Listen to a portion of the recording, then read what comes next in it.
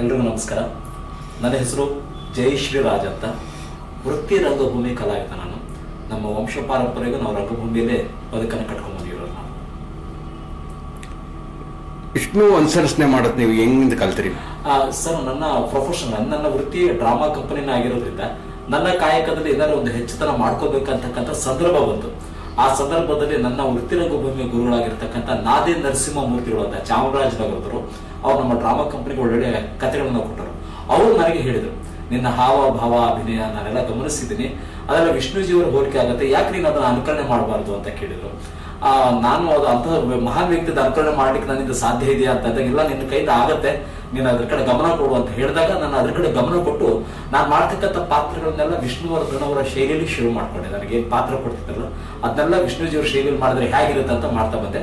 ಅದು ಕಾಲಕ್ರಮೇಣ ಒಂದು ಮಟ್ಟಕ್ಕೆ ಜಯ ಸಿಗ್ತಾ ಬಂತು. ಅದಕ್ಕೆ ಅವ್ರು ನೋಡಿದಾರ ವಿಷ್ಣುವರ್ಧನ್ ಪಾತ್ರ? ಇಲ್ಲ, ವಿಷ್ಣುಜಿಯವರು ನನ್ನ ಎಲ್ಲೂ ನೋಡಕ್ ಆಗ್ಲಿಲ್ಲ. ವೇದಿಕೆ ನೋಡ್ಬೇಕಂತಕ್ಕಂತ ಒಂದು ಆಸೆ ನನಗಿತ್ತು, ನೋಡೋಕ್ಕೂ ಅವಕಾಶ ಸಿಗಲಿಲ್ಲ. ಆದ್ರೆ ಭಾರತಿ ಮೇಡಮ್ ಅವರು ನೋಡಿ ಸನ್ಮಾನ ಮಾಡಿ ಆಶೀರ್ವಾದ ಮಾಡಿ ಅವರೇ ಅಭಿನಯ ಮಾಡಿರ್ತಕ್ಕಂಥ ರಾಜಸಿಂಹ ಅಂತಕ್ಕಂಥ ಸಿನಿಮಾದಲ್ಲಿ ಅವರೊಟ್ಟಿಗೆ ನನಗೆ ಅಂದ್ರೆ ಆ ಪಾತ್ರದಲ್ಲಿ ಬರ್ತಕ್ಕಂಥ ಒಂದು ಯಜಮಾನನ ಪಾತ್ರಕ್ಕೆ ನಮಗೊಂದು ಅವಕಾಶ ಮಾಡಿಕೊಟ್ರು ಮೇಡಮ್ ಅವರು. ಈ ಸಿನಿಮಾದಲ್ಲಿ ಪಾತ್ರ ಇದು ಬಹಳ ವಿಭಿನ್ನವಾಗಿದೆ. ಈಗಿನ ಯುವಕರಿಗೆ ಒಳ್ಳೆ ಮಾದರಿ ಕೊಡ್ತಕ್ಕಂತ ಕಥೆ ಇದಾಗಿದೆ. ಪಲ್ಲಕ್ಕಿ ಸರ್ ಅವರು ಅದನ್ನ ಹೇಳಿದ್ರು, ಅದನ್ನ ವಿಷ್ಣು ಸರ್ ಅವ್ರಿಗೋಸ್ಕರನೇ ಅಂತ ಇಟ್ಟಿದ್ರು. ಆ ಕಥೆನ ಅವ್ರಿಗೋಸ್ಕರ ಮಾಡ್ಬೇಕಂತ ಇಟ್ಟಿದ್ರಂತೆ. ಅವ್ರ ಹತ್ರ ಕಥೆನೂ ಕೂಡ ಹೇಳಿದ್ರಂತೆ ಸರ್ ಹತ್ರ. ಆಕಸ್ಮಿಕವಾಗಿ ಯಜಮಾನ್ರು ನಮ್ಮನ್ನೆಲ್ಲ ಬಿಟ್ಟು ಹೋದ್ರು.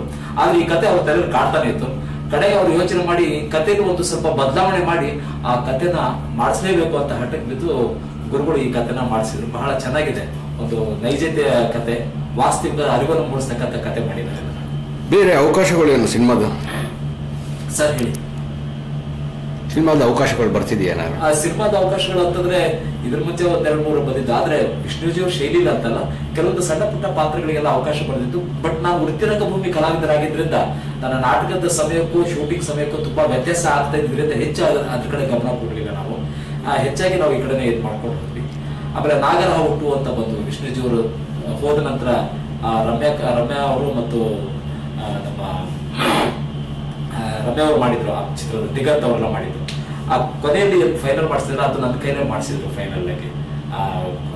ಶಾಹಿದ್ ಖುರೇಶ್ ಅಂತ ಬಿಟ್ಟು ಹೈದರಾಬಾದ್ ಡೈರೆಕ್ಟರ್ ಅವರು, ಪ್ರೊಡ್ಯೂಸರ್ ಅವರು ಆ ಪಿಕ್ಚರ್ ಕೊನೆಗೆ ವಿಷ್ಣುಜಿ ಅವ್ರನ್ನ ತೋರಿಸ್ಬೇಕಂತ ಪ್ಲಾನ್ ಮಾಡ್ಕೊಂಡಾಗ ತುಂಬಾ ಜನರನ್ನು ಕರ್ಕೊಂಡು ಹೋಗಿ ಅದನ್ನ ನೋಡಿದ್ರೆ ಮ್ಯಾಚ್ ಆಗ್ತಿದ್ರಿಂದ ಕಡೆಗೆ ನಮ್ಮನ್ನ ಕರ್ಕೊಂಡು ಹೋಗಿದ್ಮೇಲೆ ಅದು 90% ಮ್ಯಾಚ್ ಆಗತ್ತೆ, ಮಿಕ್ಕಿದನ್ನ ನಾವು CG ವರ್ಕ್ ಮಾಡ್ಬೋದು ಅಂತ ಹೇಳ್ಬಿಟ್ಟು ಮಾಡಿ ಫೈನಲ್ ಆಗಿ ಅದನ್ನ ನಾಗರಾವ್ ಚಿತ್ರದಲ್ಲಿ ಆ ಪೋಸ್ಟ್ ಎಲ್ಲ ನನ್ನ ಮುಖದಲ್ಲೇ ಪ್ರಿಪರೇಷನ್ ಮಾಡಿದ್ದೆ ಸರ್. ನೀವು ಎಲ್ಲಿರೋದು ಇವಾಗ? ಸರ್ ಇಲ್ಲೇ ಧರ್ಮಗಲದ ಹತ್ರ ಮಹದೇವಪುರ ಅಂತ. ಅವಕಾಶಗಳು ನಾಟಕಗಳು ಜಾಸ್ತಿ ಬರ್ತಾ ಇದೆ ಸಿನಿಮಾ ಎಲ್ಲ ನನ್ನ ವೃತ್ತಿ ರಂಗಭೂಮಿ ನಾಟಕಗಳೇ ಹೆಚ್ಚು ಸರ್. ನಮಗೆ ನಾಟಕದಲ್ಲಿ ಆ ಪಾತ್ರದಲ್ಲಿ ಬರ್ತಕ್ಕಂಥ ಕಥಾನಾಯಕನ ಪಾತ್ರವನ್ನ ವಿಷ್ಣುಜಿಯವ್ರ ಶೈಲಿ ನಾನು ಮಾಡ್ಕೊಡ್ತೀನಿ. ಯಾಕಂದ್ರೆ ಅವ್ರು ಮಾಡದೇ ಇರತಕ್ಕಂಥ ಪಾತ್ರಗಳು ಅವೆಲ್ಲವೂ ಅವ್ರು ಮಾಡಿದ್ರೆ ಹೇಗೆ ಮಾಡ್ತಿದ್ರು ಅನ್ನೋದನ್ನ ನಾನು ಅದನ್ನ ಅನುಕರಣೆ ಮಾಡ್ಕೊಂಡು ಹೋಗ್ತಾ ಇದ್ದೀನಿ. ಒಂದ್ ಯಾವ್ದಾದ್ರು ಒಂದು ಡೈಲಾಗ್ ವಿಷ್ಣುಜಿ ಅವ್ರು ಹೇಳೋ ಅಥವಾ ಡ್ರಾಮಾ ಅಂತ ಹೇಳೋದು? ವಿಷ್ಣು ಸರ್, ನಮ್ಮೂರ್ ಜಮೀನ್ ತೊಗೊಳೋದ್ರೆ ಎಷ್ಟ ಧೈರ್ಯ ನಿಮ್ಗೆ? ನಮ್ಮೂರ್ ಜನರಿಗೆ ಕೆಲಸ ಕೊಡೋದು ನೀನ್ ಯಾವಲ್ಲ? ನಮ್ಮೂರ್ಲಿ ಯಾರಾದ್ರೂ ಹಸ್ಕೊಂಡಿದಾರ? ನಿಂತವ್ರು ಯಾರಾದ್ರೂ ಬೇಡಕ್ ಬಂದವ್ರ? ಈಕೆ ಮಕ್ಕಳು ಇವಳಿಗೆ ಕೈ ಕೊಟ್ಟು ಹುಟ್ಟೋದು. ಇವಳು ಈ ಭೂಮಿತಾನ ನಂಬ್ಕೊಂಡಿದ್ದಾಳೆ.